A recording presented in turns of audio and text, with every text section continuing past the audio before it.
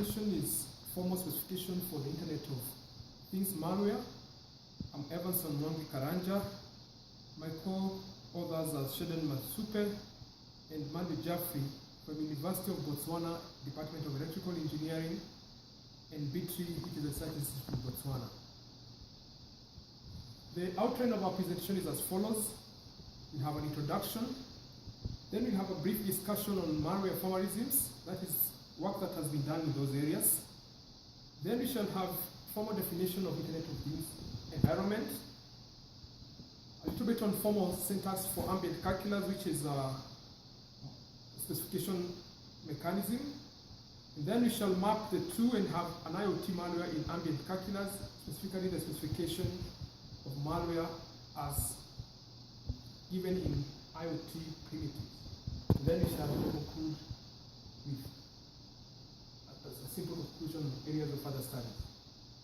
Now, in introduction, currently there are 385 billion devices that connect to the internet each month. And in 2020, it is estimated that we shall have 44 zettabytes of data exchanged between devices that are connected on the internet. Now, the impact of this is that by 2025, it is estimated that $11.1 trillion annually will the economic impact of devices that are connected. That is approximately 11% of the world GDP that year. This can well be illustrated using this pictorial. In 2000, we had 0.41 billion people connected to the internet, and the number has increased to 3.42 billion in 2016 and 4.15 billion in 2020 as an estimate. Gartner, which is a research institution, indicates that things connected to the internet were 0.2 billion in 2000, and as we go to 2020, there will be 21 billion, that is 13.5 billion consumers and 7.5 billion in businesses. And also the data that is created, as we have said, it's heading to this number of zettabytes by 2020. That means there's a lot of data, a lot of people, and a lot of devices that are connected. And that gives a motivation to the malware writers who want to gain from that preparation. Now, on the side of malware, the malware circulation has risen from less than 200 million in the year 2013 to over 700 million by the year 2017. That means there's an exponential growth in the total number of malware in circulation. Similarly, since 2013, on average, there's between 120 to 140 million new malware variants each year in circulation. Now, these IoT devices that you're talking about, such as sensors and actuators, have some characteristics that make them to be prone to malicious software attacks. And these characteristics include that they are available on the internet 24/7. They also have very low processing power, and that means they have no installed anti-malware softwares. They also have default configurations that make them easier to locate and attack. And now for us as researchers, in order to enrich this understanding, we have to think of ways of how to abstract that malware environment and also the Internet of Things environment as a form of understanding how this malware works. And that's why we are doing an ambient calculus formalism. Now, to the malware formalism and related works, we shall have a brief view of people who have done similar works before. And this work began with Cohen, who defined a virus as a sequence of symbols that replicate itself in terms of a Turing machine. And Alderman, when extending the work of Cohen, he defined various aspects that a virus can undertake, that is to imitate, to injure, execute as it infects. And that is what we shall adopt in our work as we do the definitions. Now, Zureta came and extended the generalization to introduce mutation with residence.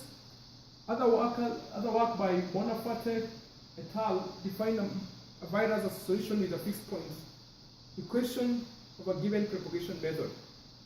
Now, all these models are good in showing the computational complexity, but they're insufficient in modeling systems that involve distributed interactions, as Wagner showed. The tool uses a random access storage program machine with storage to define malwares. Then Jacob et al. Defined interactive and distributive viruses. Now, one of the work that is close to ours is the work of Jesul and others. They defined a form of specification using Petri nets, a 10-tuple Petri net, but they only did that for homogeneous malware, and for us they did it for heterogeneous. Preda did a model based on calculus, they defined infection for various Trojans, viruses, worms, and botnets, but their model has also no classifications for heterogeneity. Now, malware has moved from homogeneous malware to heterogeneous malware. This note demonstrates that infections are possible on different families of processors. That is the first work that we found that deals with heterogeneity. Then the work of Emberton also showed that an operating system independent malware can be developed.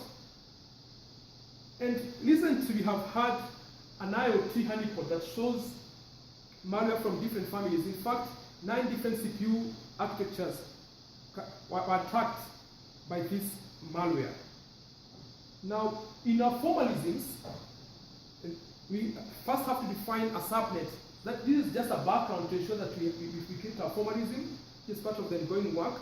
Now, a subnet is a set of nodes and a similar communication, for example, under IEEE, that is 82.11, that is Wi-Fi, and we define this subnet as a set of nodes which are members of a subnet, and that means 2 or 3 or more subnets can be adjacent to each other. Then this subnet also have a topology. This is just the normal topologies that we have, the mesh, the hybrid, the star topologies that consist of nodes as enlisted. Then there's the node itself, that each node on each device, in this case it can be a computer, it can be a sensor, it can be an actuator. The device is a node, and each node has programs, or it has other resources like system clocks, memories, and those kind of things. And each node also has a name as part of the definition, and it can either be mobile or static. Now, each node also can have its own architecture, that is ARM, as many architectures as we can define them as such. And each node in the network has a node type. That is X-type, is either sensor, actuator, and as many as we can define. Then each node also has an operating system. And each node has a variety of applications which consists of the class of programs. Operating system and application programs consist of the class of programs. And the set of adjacent nodes are defined as such. Now, our formalism is based on ambient calculus, and an ambient is defined as a bounded place where execution takes place. Now, each ambient, unlike in calculus, it has a name, and that is, in notation, in this notation, an ambient is named N that is bounded for computation process R. And this is how an ambient is defined. So we can have N is the name of the ambient, R1 to Rj process is executing in parallel, as you remember the primitive that we gave, and then D1 to Dk denotes the sub-ambients that are executing in parallel. This is the primitives that we have, that is, if you have processes P and R, these are processes, then this is an R process, this is parallel execution, this is replication, as it's known in computational world, this is a name restriction, this is a conditional statement, and this is a message in and message output. Now, the 3 foundational capabilities in ambience, that is in, that is entering an ambient, which can be used as such. This is a reduction for it. And then we have the out capability, that is getting out of an ambient, which can be reduced as such based on the previous primitives. This is reduced to this. Then we have the open. So those are the 3 foundational capabilities that we have in ambient calculus that help us to navigate around ambience in their definitions. Now, I just want to illustrate with a diagram what we encapsulate as an ambient in our discussion of networks. Now, this is an ambient by itself, and this is the definition of ambience. We have a subnet that is made of a configuration of ZigBee, Wi-Fi, RAN, and now we can further go and describe this ambient Wi-Fi, and have nodes, several nodes that are connected to Wi-Fi as also part of an ambient. And therefore, this is an ambient by itself, and then a sub-ambient is another ambient as well, based on the definition of ambience.